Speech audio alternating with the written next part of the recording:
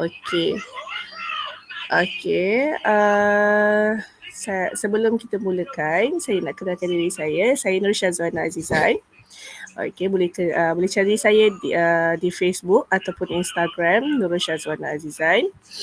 Okey, saya merupakan breastfeeding peer counselor certified. Okey, memang saya buat home visit lah untuk penyusuan juga. Okey, saya cover area Klang Valley, Gombak, Selayang, Kepong, okey, Taman Melawati, Setiawangsa, area Selangor lah kebanyakannya. Okey. Dan kita kat tempat lain pun kita ada kaunselor juga. Just inform admin dekat mana ibu-ibu berada, insyaAllah kita akan panjangkan pada kaunselor yang berdekatan dengan ibu-ibu. Okey. Okey, tanpa membuang masa, hari ni sekejap saja. Okey.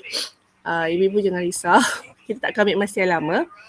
Okey, tajuk hari ni adalah tentang cara penyimpanan susu ibu. Okey. Okey, ini adalah antara bekas penyimpanan susu ibu. Okey. Selalunya susu ibu akan digunakan menggunakan sama ada botol, milk storage bottle, ataupun untuk lebih kemas lah, selalunya kita akan guna milk storage plastik yang jenis plastik. Okey, ataupun untuk yang baru awal-awal bersalin kita akan gunakan picagari. Okey, sebabnya kebanyakan ibu lah kalau perasan dekat soalan-soalan di grup Facebook, ramai yang panik bila bersalin tak ada susu ataupun apa nak buat bila bayi tak ada di sisi. Okey, ini adalah contoh gambar penyimpanan susu melalui picagari. Okey, kita kumpulkan susu kolostrum. It's normal, susu di awal kelahiran memang tidak banyak. Okey, awal-awal tu tidak sampai 1 ml pun. Okey, tak sampai 1 ml pun. Okey, kadang-kadang 0.5, it's okay. Kena faham konsep susu ibu, iaitu more demand, more supply. The more you mamak masa awal-awal ni, jika anak tak ada kat sisi, the more you mamak, lagi banyak susu akan terhasil dan kita akan harvest susu tu melalui picagari. Okey.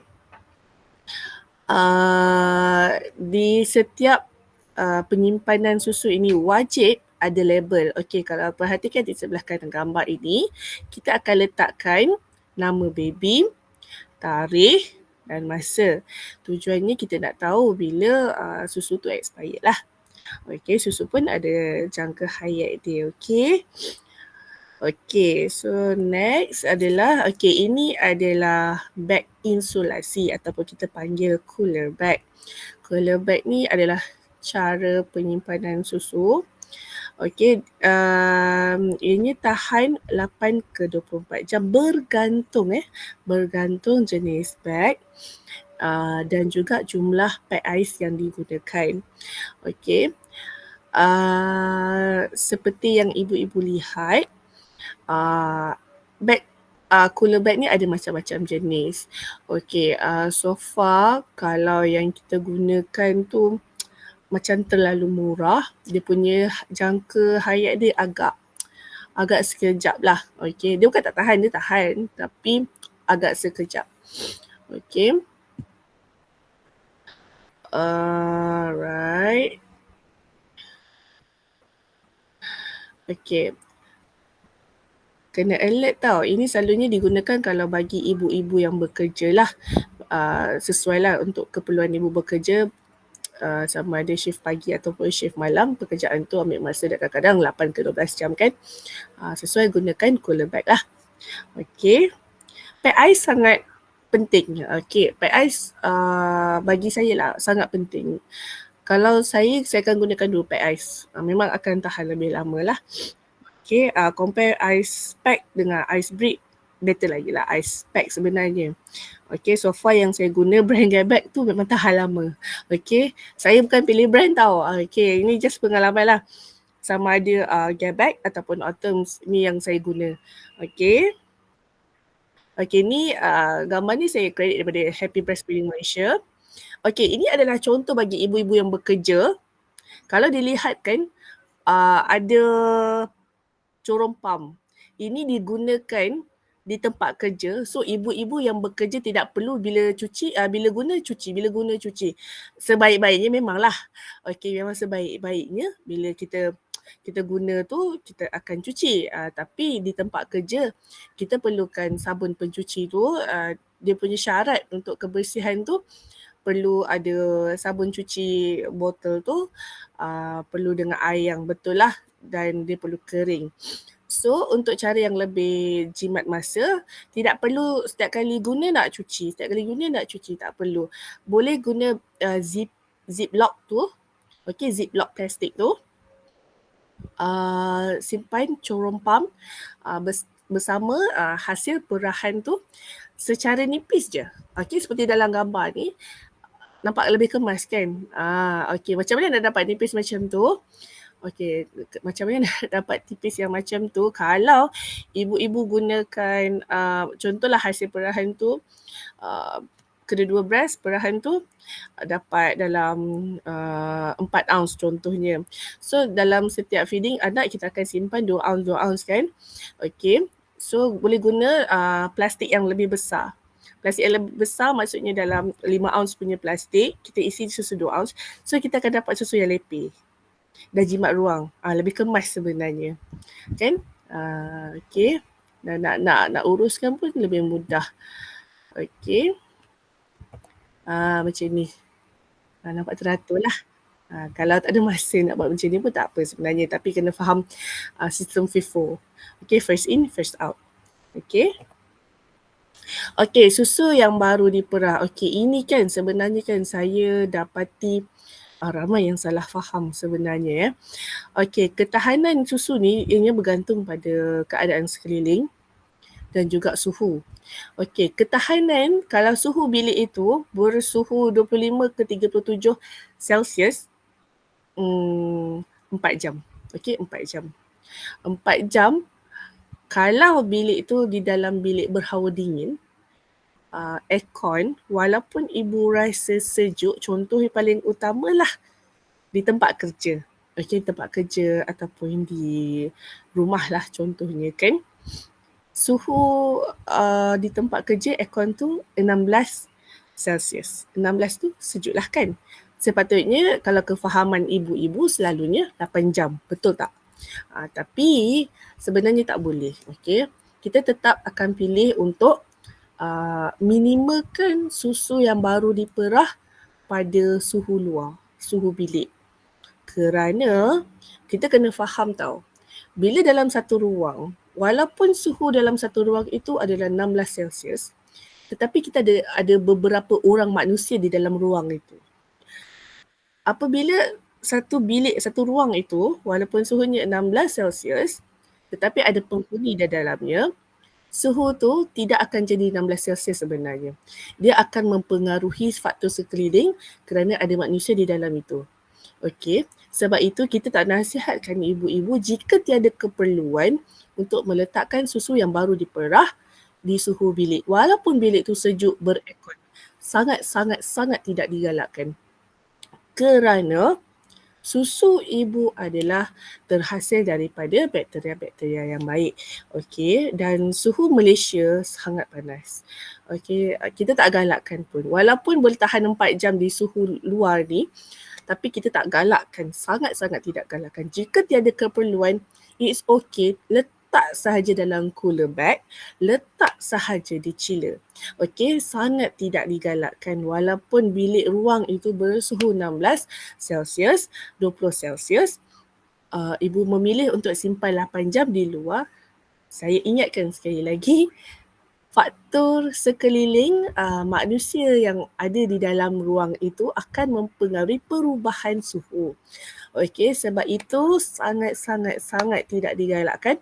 Walaupun saya tahu ada yang post, ada yang share kata 8 jam. Kita tidak galakkan lah ya, sebabnya susu ibu ini sangat sensitif. Okey, kita tak nak berlaku pencemaran, berlakunya ialah kita nak perubahan faktor suhu ni akan mempengaruhi kualiti pada susu ibu tersebut. Okey, next tu, okey, bahagian peti ais.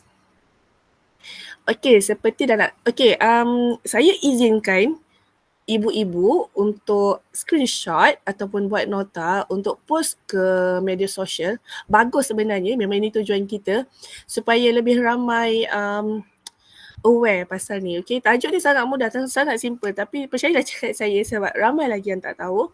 Dan saya sangat seronok jika ibu-ibu dapat manfaatkan ilmu malam ini untuk berkongsi dengan saudara mara, dengan family, dengan adik-beradik ataupun dengan kawan-kawan supaya lebih ramai yang faham. Okay. Contoh seperti petang tadi, saya dapat satu soalan daripada seorang ibu tentang cara pengenalan EBM yang frozen. Okay, EBM frozen. Disebabkan salah faham turunkan suhu daripada dia nak tahukan susu tu EBM frozen tersebut, dia tinggalkan di ruang chiller sehingga 2 hari untuk mencairkan susu tersebut, which is salah lah sebenarnya. Okay, so malam ni memang kami admin memang bersetujulah untuk ibu-ibu untuk screenshot, untuk apa sajalah untuk bantu kan ibu-ibu di luar sana. Okay, peti sejuk beku 2 pintu. Okay, ni 2 pintu. Okay, 2 pintu maksudnya dia terpisah lah. Dia pisah, ada 2 pintu, bahagian chiller, ada bahagian beku di atas. Okay, chiller di bawah akan tahan 3 ke 5 hari. Okay, 3 ke 5 hari, tak perlu lebih lah. 3 ke 5 hari tu okay. Okay, bahagian beku di atas, disebabkan bahagian ini dia tidak sekali, dia asing dan kita pun jarang buka kan. So dia akan tahan selama 3 bulan. Peti sejuk beku 1 pintu. Okey, peti ais macam ni sebab kita selalu buka tau. Bila kita selalu buka, dia akan berubah suhu tu, akan berlaku perubahan. So walaupun dia ditempatkan di tempat beku tapi dia hanya tahan selama 2 minggu sahaja. Okey, berbeza dengan peti sejuk beku dalam deep freezer, ketahanannya 6 bulan. Saya pernah baca satu nota kata sehingga setahun. Okey. Sebenarnya apa-apalah pemakanan, penyusuan sebenarnya tidak digalakkanlah sehingga setahun. Nak buat apa setahun tu? Cukup memadai 6 bulan saja sebab kita nak menjaga kualiti susu tersebut. Okey, dalam setiap harian sebenarnya dalam setiap hari kita menyimpan susu, tidak digalakkan untuk simpan yang terlalu lama. Okey, lagi lama kita simpan, ada beberapa persen akan dia punya kualiti susu tersebut, khasiat dia akan drop sedikit. Tapi uniknya susu ciptaan Allah ni, walaupun ada nutrisi yang terdrop sedikit dalam tempoh tu, ianya tidak mampu menandingi kualiti daripada susu formula. Nampak tak? Hebat tak susu ibu ni? Setinggi-tinggi khasiat dan nutrisi yang terhasil walaupun disimpan di tempat beku, walaupun ada nutrisi yang drop sedikit setiap hari itu, tapi dia punya kualiti dia tu, hasilnya susu ibu yang dicipta Allah ni adalah sebaik-baik susu formula takkan mampu nak tandingi susu ibu ni. Sebab itu dinasihatkan sebaik-baiknya 6 bulan lah. Okey, 6 bulan. Kena ingat juga bila 6 bulan nanti anak pun dah mula makan. Okey, rasa tak perlulah sehingga setahun tu. Okey. Okey, ini adalah peti ais yang the latest lah. Okey, banyak yang saya nak sebut apa Peti ais 4 pintu ni tak silap saya dia macam anti-frost. Dia bukan tak beku. Dia macam tak ada keliling yang peti ais zaman yang saya guna, yang saya guna macam ada ais-ais kat tepi tu kan. Tapi peti sejuk 4 pintu ni kebanyakan zaman sekarang ni ibu-ibu guna kan. Okey, so saya merujuk pada saya punya senior. Kalau peti ais sebegini, kita akan rujuk manual. Okey, sila rujuk manual suhu. Jika di bawah 20C, kita kira ianya sebagai dalam deep freeze. Kebanyakan peti sejuk 4 pintu ni tahan hanya 3 bulan sahaja. Sebab apa? Sebab walaupun suhu dia tu rendah, Tapi sebab bila 4 pintu ni, kita akan sentiasa buka, tutup, buka, tutup, buka, tutup. Bila buka, tutup, dia akan berlaku perubahan suhu. So memang kita nasihatkan minta maaf hanya 3 bulan sahaja. Dia takkan sama seperti mana deep freezer. So perlu saya ulang semula untuk pintu peti ais 4 pintu, sila rujuk manual terlebih dahulu, tengok berapa suhu dia. Tapi walaupun kata bawah 20°C, tetap dikira 3 bulan sahaja. Okey.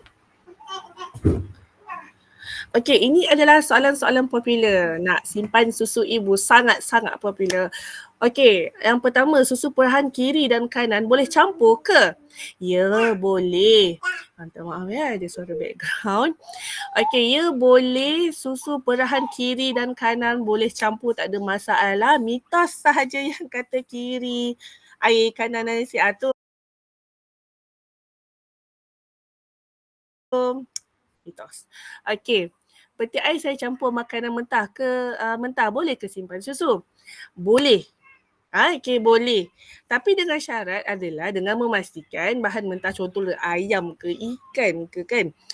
Make sure bahan mentah ini disimpan dengan baik dalam bekas bertutup supaya susu-susu ibu tidak berlaku pencemaran bau.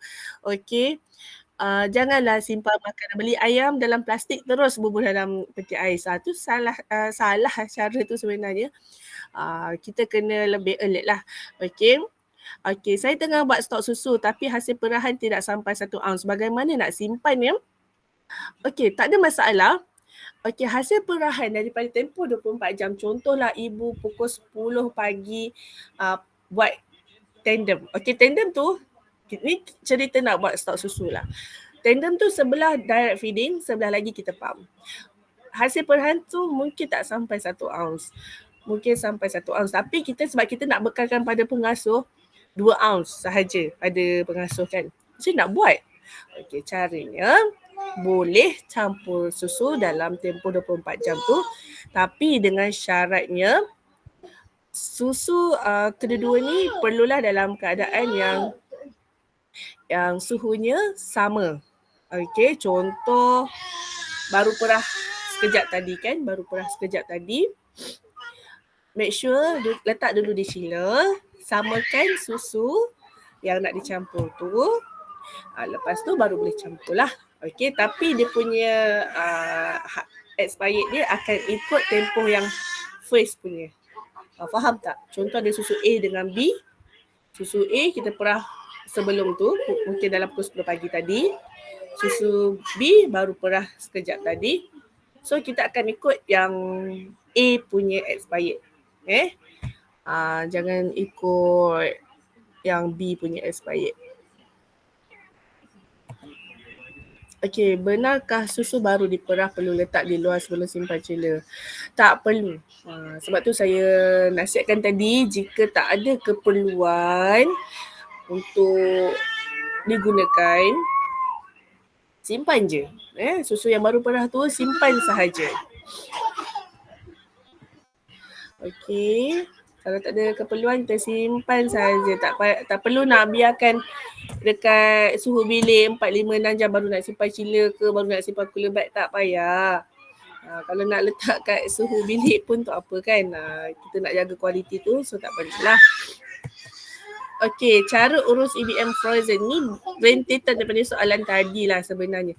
Sekejap.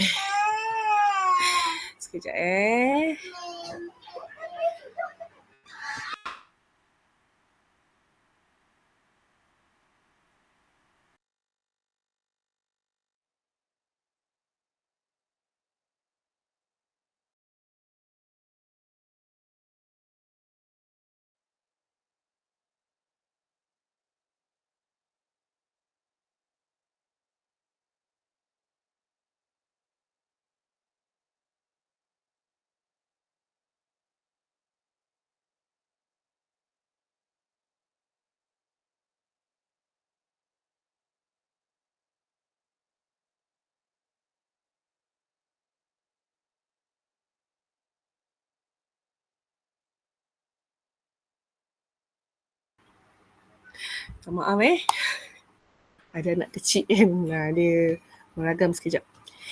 Okey, ini adalah cara urus EBM frozen. Ni rentet daripada soalan petang tadi lah. Excuse me. Okey, cara yang betul untuk urus susu EBM yang frozen, keluarkan susu yang dibekukan itu. Okey, dia ada dua cara lah. Satu, boleh lalukan di air pipe. Okey, nampak bila kita susu beku kan, bila dia dilalukan pada air pipe, dia akan nampak kelihatan sedikit cair. Bila ada sedikit cair tu, ibu-ibu sebenarnya boleh simpan dalam chiller. Okey. Ataupun letak, paling nak jimat masa lah. Nak jimat masa sebenarnya isikan susu yang beku ni dalam bekas yang berisi air pipe. Dalam bekas tu, kita simpan bersama bekas tu di ruang chiller semalaman. Bukan tunggu 2-3 hari ya, semalaman.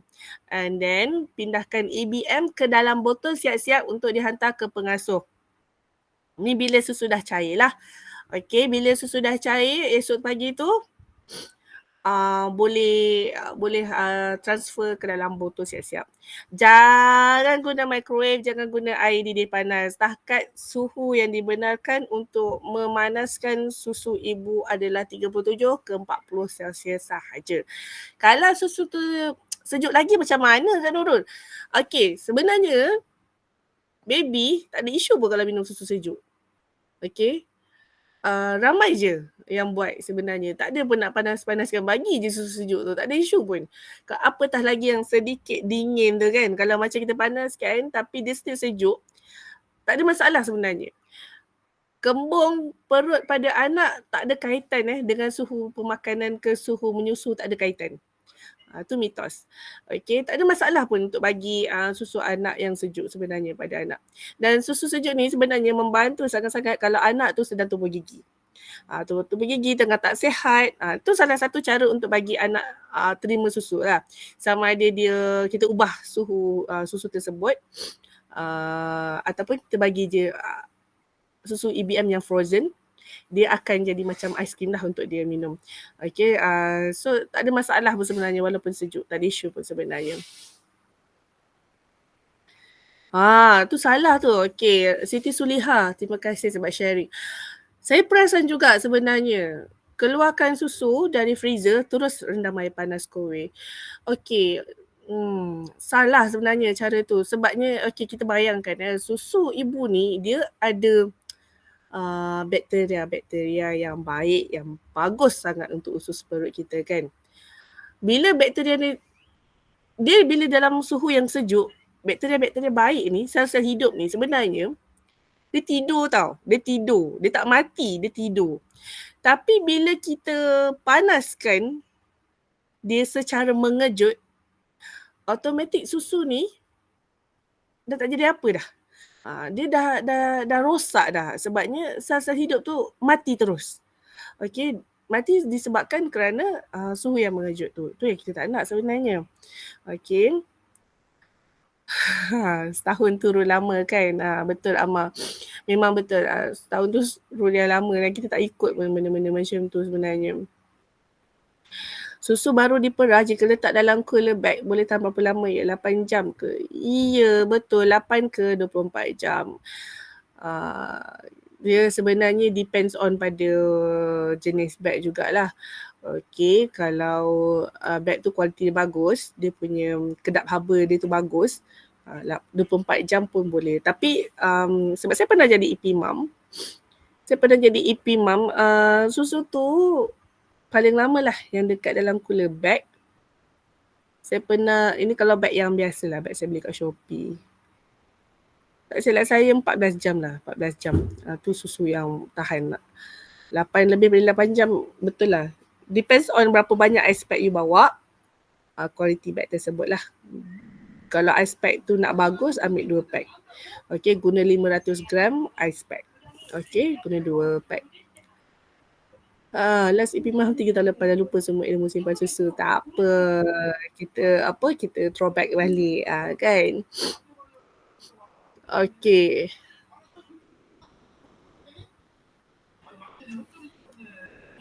Okey, slide saya dah habis dah pun. Sekejap je. Kan, sebab ini satu tajuk je pun. So, saya membuka ruang Q&A untuk ibu-ibu. Mungkin ada cara penyampaian saya yang ibu-ibu kurang faham. Mungkin ada soalan. Okey, boleh bertanya. Saya open sebab kita tak ramai pun hari ni. 18 orang sahaja yang menonton. Yang join Google Meet kita malam ini. So boleh je nak buka suara pun boleh, nak bertanya soalan pada saya pun okey, tak ada masalah. Okey. Sebab ni kelas free, kita tak dapatlah nak bagi recording kan. Ya, siapa tu yang angkat tangan tadi tu? Siapa yang angkat tangan tadi tu? Okey, Siti Sulihah. Assalamualaikum. Waalaikumsalam. Sorry nak tanya sebabnya saya nanti nak terangkan dia balik sebab saya duk perhati dia buat susu tu. Takut saya nak terang. Contoh kan, dia kan pump, setiap kali yang pump semua dia masuk freezer. Lepas tu, saya perhati yang freezer tu dia keluarkan, dia terus masuk air panas tadi kan. Step yang betul dia cuba terang daripada awal boleh tak? Sebab contoh macam anak dia kan, sekarang kan baru lahir kan dia memang kerap menyusu kan. Dia tak direct, dia kata anak dia tak nak. Saya dah try ajar untuk direct pun dia kata anak dia memang tak nak. So saya tak boleh juga nak dia. So usia anak dia macam usia anak dia baru berapa hari? 10 hari. Sebenarnya boleh tu. Sebenarnya boleh sangat-sangat untuk direct feed anak dia. Memang mula-mula macam tak nak. Dia dah keliru puting anak dia. Lepas tu saya macam mana dia nak suruh dia, cara dia defrostkan dia punya susu yang freeze tu, kan dia nak bagikan kerap kan. Kerap tu nak keluarkan, contohnya dia nak perlukan untuk esok kan kita kena keluarkan semalaman. Nak kena keluarkan semalaman tu contohlah nak guna 5 pack untuk pagi tu, keluarkan semalaman terus ke 5 pack yang kita nak cairkan tu? Okey, sebenarnya macam ni tau. Kalau buat ibu-ibu yang EP mum, okey, sebabnya ini kita cerita kalau EP mum lah Kalau EP mum, utamakan susu di ruang chiller. Okey. Okey, sebab di ruang chiller kita boleh simpan 3 ke 5 hari. Dan sebenarnya kualiti susu di ruang chiller lebih baik daripada frozen sebenarnya. Kira letak dekat chiller, kalau yang lebih sangat tu baru freeze kan. Betul. So bila contoh kalau ibu bagi EP mum, dia wajib dia suka ke tak suka ke dia kena perah susu dia 8 ke 12 kali sehari dalam 24 jam selang 2 ke 3 jam. Okey. Bila ibu memerah ni, bila 2 ke 3 jam memerah 8 ke 12 kali, contohlah normal untuk ibu-ibu menyusu ni hasil perahan sangat normal 2 ke 3 ounce. Sangat normal. Sangat-sangat normal 2 ke 3 ounce. Tu bukan sikit tau, bukan je. Dia tak ada 2-3 ounce je, tak ada. Tu memang normal. Lebih tu bonus. Okay. Bila 2 ke 3 ounce ni, sebenarnya boleh dapat untuk baby yang baru lahir 1 ounce je. Baby bawah 30 hari 1 ounce je. Itu kalau anak tak ada kat sisi tau. Ataupun EP mum. Tapi untuk baby yang nipple confused, kalau baru berapa hari je ni, saya nasihatkan untuk ibu dapatkan bimbingan kaunselor. So biar kaunselor bantu cara untuk tangani masalah tersebut. Sebenarnya penat tau jadi EP mum. I've been there. I've been through dia punya journey sebagai EP mum tu. It's not easy tau. It's not easy. That's why saya jadi kaunselor penyusuan sebab saya tahu journey as EP mum memerlukan kekuatan mental fizikal. Okay, kalau dia seorang anak mungkin dia boleh hadap. Tapi kalau anak ramai, dia agak mencabar. Okay, betul. Sebab EP mum ni sangat-sangat mencabar. Bukan mudah sebenarnya. Tapi sebagai EP mum orang yang dah dia dalam situasi EP mum ni, dia tak boleh tunjuk ataupun dia tak boleh share yang dia sebenarnya tak kuat sebab benda tu mempengaruhi emosi, mempengaruhi fizikal. So orang-orang yang EP mum ni dia hanya akan share benda tu nampak mudah untuk sebenarnya untuk kita punya self motivate sebenarnya. But the real thing is, okay, pengalaman saya sendiri, ianya satu pengalaman yang sangat indah lah. Jadi EP Mom tu indah. Indah sebab journey tu banyak. Cabaran dia tu sangat-sangat banyak. Okay, tapi untuk diulang, untuk dikenang, saya tak nak. Saya boleh kongsi pengalaman tapi saya tak akan ulang. Okay. Sebab ianya sangat-sangat mencabar. So kalau ibu yang baru dalam pantang, 30 hari tersebut belajar. Okay. Kita tak boleh nak force. Okay. Kita tak nak force ibu-ibu. Tapi fahamlah kita baru lepas bersalin, emosi tak berapa stabil. Ada yang membantu, Alhamdulillah. Ada orang yang berpantang sendirian. Tambah pula anak yang mungkin kuat meragam, kuat menangis. So dia punya masalah untuk direct feeding baby tu buat sendiri. Saya cakap terus terang, bila kita belajar buat sendiri, tanpa sokongan, tanpa bimbingan, sangat mencabar sebenarnya. Sangat mencabar. So sebab tu saya nasihatkan ibu-ibu kalau boleh sangat-sangatlah dapatkan bimbingan, dapatkan bantuan, dapatkan support yang betul. Okay, join kita punya group FB. InsyaAllah admin-admin kita memang support you all. Jangan risau. Kita akan bantu, kita akan support. So please cari circle yang begini. So ibu-ibu pun dapat semangat. Untuk direct feed baby tu, saya pernah home visit ibu, paling sekejap pun kalau dia nipple confused, hari pagi ni jumpa, petang tu dah okey dah. Dah dapat direct feed dah. Paling lama saya jumpa baby pun 2 ke 3 hari. 2-3 hari kalau dia betul-betul commit, okay, dengan usaha yang berterusan. So sebenarnya boleh. Kalau awal-awal tu sangat boleh. Dan baby paling berusia yang pernah saya jumpa untuk bantu pun dalam baby 4 ke 5 bulan lah macam tu. Umur setahun ada juga. Tapi kan dia macam ni tau. Dia tak mustahil. Tapi kita kena berlapang dada. Macam tu. Okay, FB nama apa ya Kak? FB kita kumpulan sokongan penyusuan. Sekejap ya. Kita share. Kita share sekejap.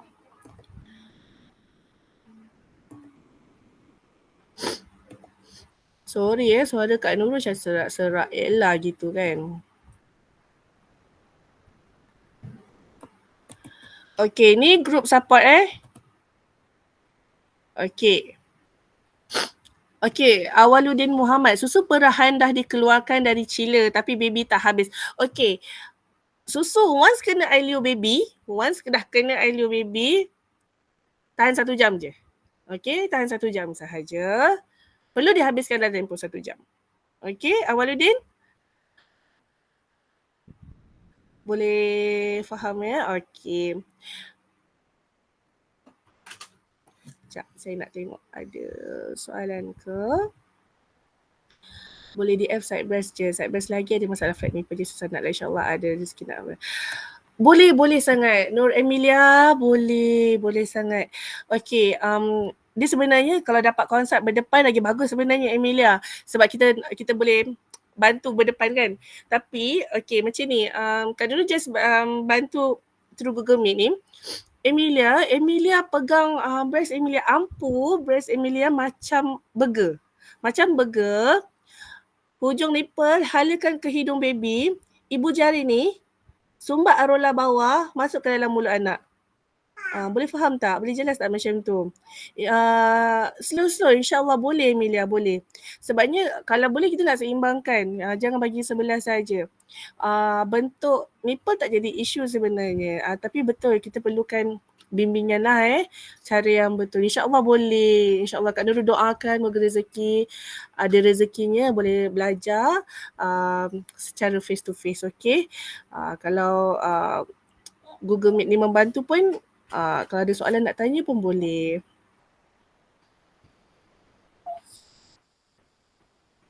Jadual untuk direct feed ikut atas baby ke?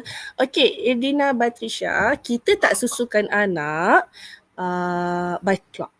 Okey, 2 ke 3 jam tu hanyalah sebagai macam satu guideline supaya tidak terlebih daripada waktu itu. Tapi baby, terutama baby newborn lah, baby newborn 0 ke 3 bulan, normal sangat kerap. Sangat-sangat normal. Selalunya kita tak susukan anak sewaktu dia menangis lah. Okay, kita kena alert dengan pergerakan dia. Okay, macam baby bergerak, kepala dia bergerak ke kiri, ke kanan. Walau mata dia pejam walau mata dia pejam, tapi pergerakan ada ke kiri, ke kanan. Dia tak nangis ni, dia macam ni je.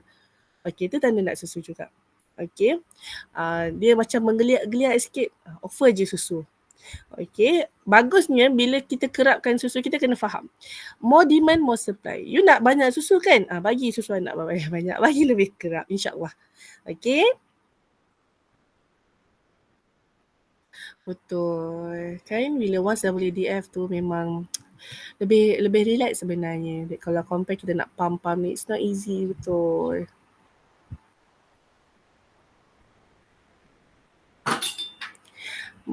Okay, betul. Saya pun doa benda yang sama, mudah-mudahan kan. Kak Nurul, kalau panaskan susu kena suhu kowe tu kan. Kena, okay, bukan kowe je lah Nanti orang kata kita macam pilih brand tak. Sebenarnya air yang jenis berpenapis ni, sebab dia auto masak, dia auto didih. Tapi kena faham tau, berapa takat didih suhu tersebut. Ada capai 100 Celsius tak? Okay, sebab tu masa Kak Nurul batuk teruk hari tu, doktor ada suggest untuk stop minum air, apa-apa air berpenapis, sebabnya kita tak tahu air tu dimasak takat didih dia berapa. Kita tak tahu. Sebabnya bila air tak capai takat didih yang betul, 100 Celsius, dengan mendidih yang betul-betul mendidih, dia akan melambatkan kita untuk sembuh sebenarnya. Okay, so kita kena faham. Takat didih air panas tu perlulah 100 Celsius. Okay, nak buat susu anak formula pun kena guna takat didih air yang betul-betul dimasak. Kalau kita nak panaskan susu, nisbah dia adalah 1:2. Iaitu 1 cawan air panas, 2 cawan air suhu bilik. Okey. Bila digabungkan, suhu dia tidak boleh lebih daripada 40 Celsius. Okey, kalau panas, tunggulah sejuk sekejap. Tunggu sejuk sekejap. 37 ke 40 Celsius adalah suhu yang diguna pakai untuk memanaskan susu. Dan itu cara manual lah sebenarnya. Kalau nak mudah kita guna je warmer kan. Guna warmer memang automatik 37-40 tak lari. Okay. Lepas tu itulah kena tengok warmer. Kena tengoklah dia punya guide, dia punya manual dia macam mana. Okay, Awaludin, sorry. Sebab Kak Nurul tadi scroll ke atas, baru perasan. Kalau tak sentuh, susu yang baru diperah. Sekejap Okay, ni. Ni nota bagi susu yang baru diperah. Okay, kalau susu yang daripada chiller, tak sentuh lagi, tahan 2 jam sahaja di suhu bilik. Okay. Kalau tak sentuh lagi, susu chiller di suhu bilik tau. Kalau kita bawa susu chiller dalam cooler bag, ni beza Saya highlightkan lagi sekali. Saya tengah bercakap jika susu daripada ruang chiller kita bawa keluar ke suhu bilik. Jika susu dibawa keluar ke suhu bilik, tahan 2 jam sahaja. 2 jam sahaja. Tetapi jika susu chiller keluar, masuk ke dalam cooler bag bersama ice pack, boleh tahan lebih lama lah, 8 jam Boleh tahan. Dan kalau ibu baru balik kerja, tengok susu di chiller tu, kan kita numbering nombor kan. Sebab tu kalau susu chiller, kita letak nombor 4 ataupun 5. Kalau susu tu masih lagi sejuk, masih lagi dalam keadaan suhu yang sejuk, kita boleh simpan semula. Tapi kalau susu EBM frozen tak boleh simpan. Tak boleh simpan, maksudnya kena habiskan dalam tempoh 24 jam. Daripada proses dia mencair tu, kena habiskan dalam tempoh 24 jam. Itu kalau susu frozen dah.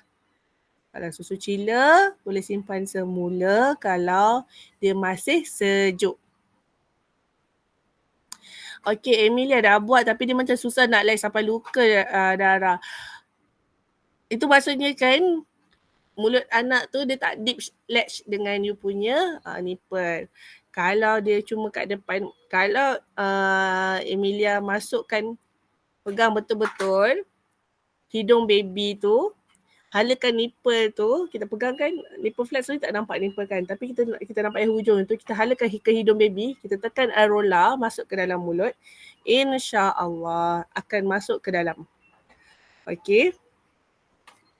Okey, Nur Siti Aisyah, berapa lama susu boleh disimpan dalam freezer?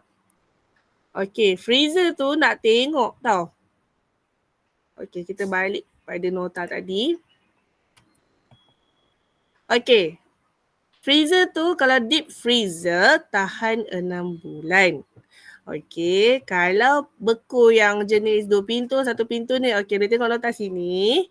Kalau beku 2 pintu tahannya 3 bulan. Kalau beku yang 1 pintu tu tahan 2 minggu je.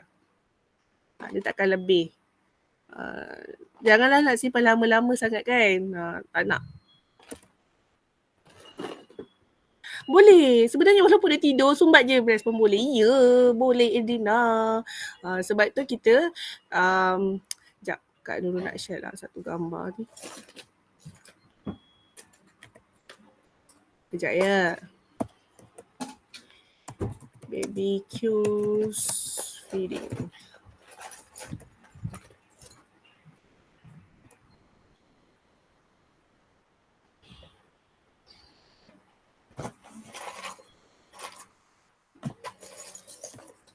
Siapa tengok baby ni? Siapa tengok baby ni? Okey. Okey, kita sekejap.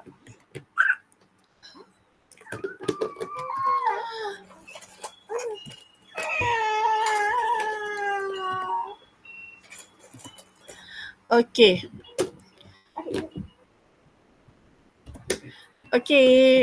Okey, Irina, lihat ini adalah antara early cues, mid cues dengan late cues. Okey, kita tak susukan anak bila dia menangis. Late cues bila maksudnya baby dah nangis. Bila dia dah nangis, okey, tengokkan nota tu calm me dan feed me. Maksudnya tenangkan anak dulu baru susukan dia. Okey, jangan sumbat susu time dia nangis. Tapi kalau dia macam early cues, kepala dia steering ke kiri, ke kanan, mouth opening, okey, itu boleh offer susu walaupun mata dia terpejam. Picitkan sedikit susu, keluarkan, bagi dia bau dulu. Lepas tu basahkan mulut dia sedikit, sumbat je susu. Sumbat susu, lepas tu urut sedikit pipi dia membulat. Okey, bagi aktifkan penyusuan dia. Okey. Okey, berapa ramai yang rajin buat oral stimulation pada baby? Tahu tak oral stimulation? Sama-sama Waludin. Okey, ada siapa tahu tak? Boleh terangkan, boleh kongsi tak? Siapa yang tahu tentang oral stimulation baby ni? Oral stimulation ni sangat penting tau sebenarnya. Oral stimulation ni kita tunjuk sedikit lah kat ibu-ibu Lari tajuk pula pasal nak simpan susu. Dah sekejap je. Oral stimulation. Mami, I nak tengok Nani. Alamak, sekejap sayang.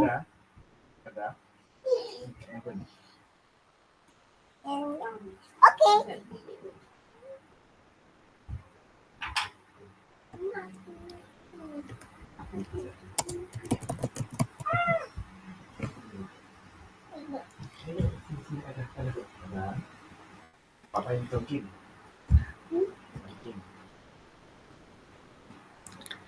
Okey.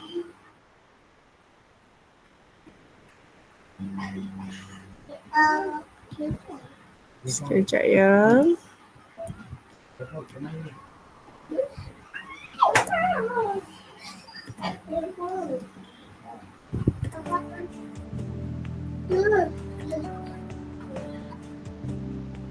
Alamak, mana nak cari bantuan ni. Baby tak nak nyusu ni. Kan kalau biarkan lama-lama ni boleh kena kuning ni.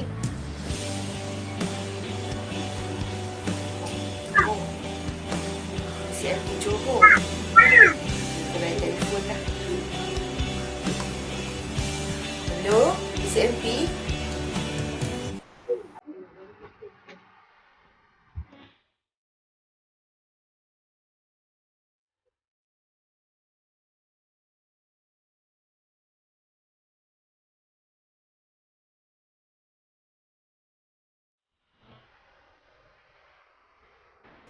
Macam gosok gusi lah.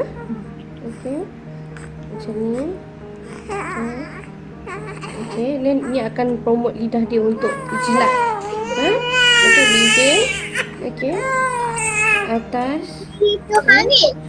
Macam ni. Macam ni, dalam dalam pipi dia supaya dia mulut besar. Dia malas buka. Dia lazy, dia jadi lazy. Jadi you kena ajar dia punya, kita panggil muscle to muscle kat sini. Kita panggil muscle. Okey. Tengok dia dah mula keluar lidah kan. Then you bagi dia lidah dia keluar. Okey. Masih. Okey. Tengok lidah dia malas, sekejap ke belakang, sekejap ke depan. So dia suck, and then you make sure touch dia punya langit-langit atas ni. Langit-langit. Dia menangit-langit. You usik langit-langit dia. So ni akan promote lidah dia untuk tolak, nampak? Ada? Lidah dia untuk tolak, nampak? Okey. Okey, tolak. Masuk sikit je, jangan banyak sangat. Jangan tak apa. Jangan risau. Okey. Dan you gosok-gosok lidah dia. Okey, gosok-gosok lidah dia. Kena buat every time. Taklah kalau dia dah mula confused, dia malas. Tapi lidah anak you mungkin tak ada problem sangat. Yang problem dengan dia punya ni. Tak nak buka besar, malas nak buka. Okay, that's why kita selalu ajar dia open up lah. Okay. So that bila latching tu, dia masa mula-mula buka mulut, macam itu. Okay. Okay. Tu dia dah pandai buka. So mulut dia kecil kan. Dia nangis tak apa lah. So lepas tu urut kat luar. Last kali baru urut kat luar.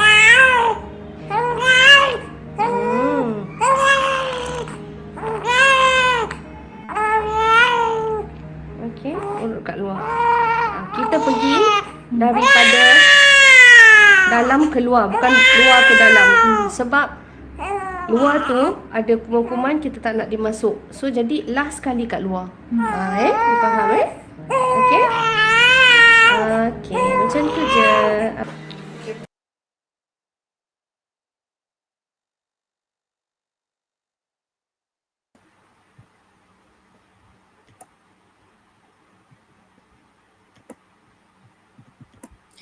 Okey. Okey, itu adalah oral stimulation. Okey. Tak ada nipple confuse pun kena buat oral stimulation. Okey, sebenarnya kan baby yang baru lahir, ini bukan pasal nipple confuse je tau. Okey, oral stimulation ni tujuan dia untuk merangsang muscle. Okey, baby yang susah nak buka mulut, baby yang kemam susu, baby yang mulut dia kecil, okey, nipple mak besar. Okey, dia bukannya terhad pada nipple confuse sahaja. Dia ada dalam beberapa situasi lah. Terutama baby yang kuat tidur, baby jaundice. Okey, baby yang susah sangat nak dikejutkan, yang suka kemam susu, kadang-kadang dah buat breast compress pun susu meleleh-leleh keluar. Kenapa Kak Nurul? Anak saya tak nak susu ni. Meleleh susu saya keluar ni Kak. Okey, bila jadi macam tu maksudnya otot mulut dia ni malas. Okay, dengar tak Dr. Hairin Anissa tadi sebut, baby malas nak buka mulut. Okay, kita perlu bantulah, kita perlu bantu baby untuk dia buka mulut dengan lebih luas. Okay, macam ni cara dia. Macam tu lah buat oral stimulation. Oral stimulation ni bukan time susu je tau. Okay, nanti bila anak dah mula makan, kita akan hadapi fasa-fasa di mana anak akan mula tolak makan. Bila anak tolak makan, sebenarnya oral stimulation ni sangat-sangat membantu. Even kita dah buat 2-3 kali sehari pun, boleh dipertingkatkan. Okay, anak yang mogok susu, anak yang reject makan, oral stimulation tu sangat membantu sebenarnya. Okay, kalau ada kawan-kawan kan dia cakap, macam mana ya anak saya jaundice ni, anak saya jaundice, kuat betul tidur, dia kejut-kejut dia tak nak. Bantu ibu tersebut. Okay, ibu-ibu sekalian, bantu kawan-kawan kita ajar buat oral stimulation. Kalau diorang ada share link tu, video tu, boleh bantu, boleh forward pada rakan-rakan. Okay, boleh copy, paste kat mana-mana. Okay, ingat, bantu ibu kawan-kawan kita semua, bantu macam mana nak buat oral stimulation. Selain daripada tu, nak bagi kerak anak susu, memang tak perlu pun tunggu dia terjaga, nak tunggu kejut ke nak suruh dia bangun nak buka mulut menangis. Tak perlu. Walaupun dia mata pejam pun boleh bagi susu. Sama je. Guna kain, celup dengan air sejuk. Bila anak dah mula makan tu, celup dengan air sejuk. Okay, suhu mempengaruhi juga untuk membantu deria rasa anak. Membantu sebenarnya untuk mengaktifkan otot-otot anak ni. Kalau tengok kalau mungkin ada anak yang dah besar sedikit, bila anak dah mula setahun, dia dah pandai luah makan. Dia dah pandai luah makan, dia nak makan ayam je, dia tak nak makan nasi. Dia pandai makan yang rangut-rangut, crunchy-crunchy je. Dia tak nak pula makan nasi, nak makan mi, tak nak. Semua tak nak. Kenapa? Sebab kurangnya oral stimulation dalam mulut anak. Dia macam ada masalah hypersensitif dalam mulut dia. Okay, ada baby yang dia macam, apa yang lembik-lembik ni, dia dah tak nak makan benda lembik, kan dia macam nak benda keras. Okay, bantu dia untuk buat oral stimulation. Guna kain tu sangat membantu. Even kalau anak tengah tumbuh gigi, gunakan ais batu, gosok-gosok dengan kain tu kan, guna kain napkin tu, gosok mulut anak tu, membantu sebenarnya. Okay, anak tak nak makan tu boleh buat guna. Dia tak adalah hari dia buat, hari ni terus jadi. Kena sabar. Okay, kena sabar. Tapi jangan give up. Jangan give up. Tu je, dia punya key is sabar, tapi jangan give up. So, jadi ibu ni kan, anak reject susu ke, anak reject makan ke, kita tak boleh stres. Yang utama adalah mak. Anak tu memang macam tu. Dia memang tetap akan jadi macam tu. So, yang utama adalah kita. Kita tak boleh stres. Nak menjayakan penyesuaian, nak menjayakan pemakanan anak ni sebenarnya, diri sendiri jangan stres. Okay, kalau rasa tak boleh buat, it's okay. Dapatkan bantuan. It's okay. Masuk grup support yang betul. Macam mana nak buat ni anak saya macam ni? Tak apa, tanya je. Tapi ibu-ibu kena happy-happy, enjoy-enjoy. Jangan stres, jangan. Tu semua tak bagus tu, semua tu. Okay. Ada soalan apa-apa tak? Dah pukul 9 dah ni. Kotlah dia nak ajak family makan luar ke apa kan. Kita ni duk kacau pula ibu-ibu kan. Okay. So, kalau tak ada apa-apa, Kak Nurul macam okey lah, dah tak ada soalan kan. So, kalau macam kawan-kawan semua, ibu-ibu semua ada soalan ke apa ke, jangan risau, boleh je tanya soalan dalam grup. InsyaAllah kita punya admin pun akan membantu sama. Okey, kalau rasa perlukan bantuan, mana-mana kaunselor, it's okay. Contact kita akan matchkan dengan mana-mana kaunselor yang berhampiran. Range antaranya, Kak Nurul cakap awal-awal untuk kaunselor,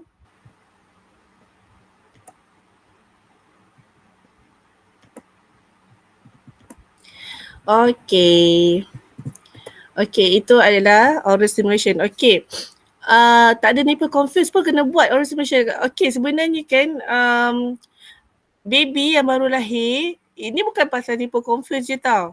Okay, oral stimulation ni tujuan dia untuk merangsang muscle Okey, baby yang susah nak buka mulut, baby yang kemam susu, baby yang mulut dia kecil, okey, nipple mak besar. Okey, dia bukannya terhad pada nipple confuse sahaja. Dia ada dalam beberapa situasi lah. Terutama baby yang kuat tidur, baby jaundice. Okey, baby yang susah sangat nak dikejutkan, yang suka kemam susu. Kadang-kadang dah buat breast compress pun susu meleleh-leleh keluar. Kenapa Kak Nurul? Anak saya tak nak susu ni. Meleleh-leleh susu saya keluar ni Kak. Okey, bila jadi macam tu maksudnya otot mulut dia ni malas. Okay, dengar tak Dr. Hairin Anissa tadi sebut, baby malas nak buka mulut. Okay, kita perlu bantulah. Kita perlu bantu baby untuk dia buka mulut dengan lebih luas. Okay, macam ni cara dia. Macam tu lah buat oral stimulation. Oral stimulation ni bukan time susu je tau. Okay, nanti bila anak dah mula makan, kita akan hadapi fasa-fasa di mana anak akan mula tolak makan. Bila anak tolak makan, sebenarnya oral stimulation ni sangat-sangat membantu. Even kita dah buat 2-3 kali sehari pun, boleh dipertingkatkan. Okey, anak yang mogok susu, anak yang reject makan, oral stimulation tu sangat membantu sebenarnya. Okey, kalau ada kawan-kawan kan dia cakap, macam mana ya anak saya jaundice ni, anak saya jaundice kuat betul tidur, dia kejut-kejut dia tak nak. Bantu ibu tersebut. Okey, ibu-ibu sekalian, bantu kawan-kawan kita ajar buat oral stimulation. Kak Nurul ada share link tu, video tu. Boleh bantu, boleh forward pada rakan-rakan. Okey, boleh copy, paste kat mana-mana. Okey, ingat. Bantu ibu kawan-kawan kita semua. Bantu macam mana nak buat oral stimulation. Selain daripada tu, nak bagi kerak anak susu, memang tak perlu pun tunggu dia terjaga, nak tunggu kejut ke nak suruh dia bangun nak buka mulut menangis. Tak perlu. Walaupun dia mata pejam pun boleh bagi susu. Sama je. Guna kain, celup dengan air sejuk. Bila anak dah mula makan tu, celup dengan air sejuk. Okey, suhu mempengaruhi juga untuk membantu deria rasa anak. Membantu sebenarnya untuk mengaktifkan otot-otot anak ni.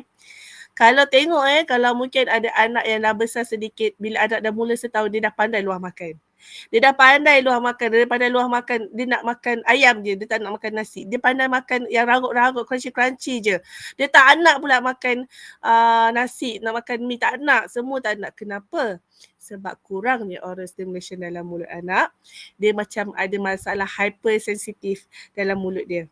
Okey, ada baby yang dia macam apa yang lembik-lembik ni, dia dah tak nak makan benda ni lembik, kan dia macam nak benda-benda keras. Okey, bantu dia untuk buat oral stimulation. Guna kain tu sangat membantu. Even kalau anak tengah tumbuh gigi, gunakan ais batu, gosok-gosok dengan kain tu kan, guna kain napkin tu, gosok mulut anak tu, membantu sebenarnya. Okey, anak tak nak makan tu boleh buat guna. Dia tak adalah hari dia buat, hari ni terus jadi. Kena sabar. Okey, kena sabar. Tapi jangan give up. Jangan give up. Tu je, dia punya key is sabar, tapi jangan give up. So, jadi ibu ni kan, anak reject susu ke, anak reject makan ke, kita tak boleh stres. Yang utama adalah mak. Anak tu memang macam tu. Dia memang tetap akan jadi macam tu. So, yang utama adalah kita. Kita tak boleh stres.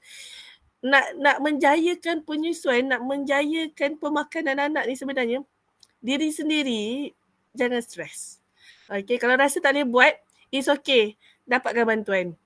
It's okay. Masuk grup support yang betul. Macam mana nak buat ni anak saya je ya? Tak apa, tanya je. Tapi ibu-ibu kena happy-happy, enjoy-enjoy. Jangan stres, jangan. Tu semua tak bagus tu semua tu. Okay. Ada soalan apa-apa tak? Dah pukul 9 dah ni. Kotlah dia nak ajak family makan luar ke apa kan. Kita ni duk kacau pula ibu-ibu kan. Okay. So, kalau tak ada apa-apa, Kak Nurul macam okey lah, dah tak ada soalan kan. So, kalau macam kawan-kawan semua, ibu-ibu semua ada soalan ke apa ke, jangan risau, boleh je tanya soalan dalam grup. InsyaAllah kita punya admin pun akan membantu sama. Okey, kalau rasa perlukan bantuan, mana-mana kaunselor, it's okay. Contact kita akan matchkan dengan mana-mana kaunselor yang berhampiran. Range antaranya Kak Nurul cakap awal-awal untuk kaunselor, dia kalau untuk masalah penyusuan, range dia dalam 70 ke 100 ringgit sejam. Okey, tapi benda tu sebenarnya atas budi bicara. Kalau ibu-ibu rasa ada masalah, it's okay. Benda tu boleh bincang. Bukan tak boleh bincang. Jangan takut, jangan segan, jangan cakap kalau rasa tak boleh, tak apa. Kita ada misi laktasi juga. Tapi kalau rasa misi laktasi ni tak ada layan saya, okey, tak apa. Kita guna medium cara lain. Mungkin kita boleh bantu dengan Google Meet. Kita boleh bantu melalui WhatsApp. Tapi Kak Nur tak suggest WhatsApp dah. Sebab WhatsApp kita tak nampak. Kita tak nampak situasi ibu macam mana. Kita tak tahu macam mana ibu pegang baby. Kita tak nampak. Okay. Sebenarnya insyaAllah boleh. Yang penting tujuan kita, maktamat kita adalah untuk bantu ibu-ibu sebenarnya. Bayaran tu sebenarnya atas dasar komitmen lah sebab kita pun ada masa macam Kak Nurul sendirilah sebagai Kak Nurul pun berniaga, Kak Nurul pun ada anak-anak, so benda tu bayaran untuk komitmen. Tapi tidaklah kata kami ni macam menjual servis nak kejar duit, tidak. Itu semua atas budi bicara juga. Okay, tapi kalau untuk isu masalah bengkak susu, tu bayaran dia agak mahal sedikit lah. Ni Kak Nurul just randomly. Maaf tak berapa dengar berapa ya harga. Okay, anggaran untuk berjumpa dengan kaunselor, dia kira by jam. By jam 70 ke 100. Depends on kaunselor tersebut lah. Atas budi bicara kaunselor tersebut. Selalunya kalau 100 ni doktor lah. Doktor yang memang ada khusus laktasi. Okay.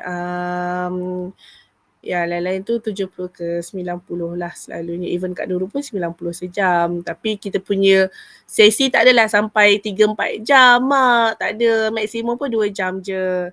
Tapi kalau ada masalah apa-apa, bagi tahu je. Cakap terus terang. Kak Nurul, saya tak boleh dah sampai 2 jam tu. Saya tak boleh. Okey, tak apa, kita buat 1 jam dulu. Okey, tak ada masalah. Kalau rasa macam Kak Nurul,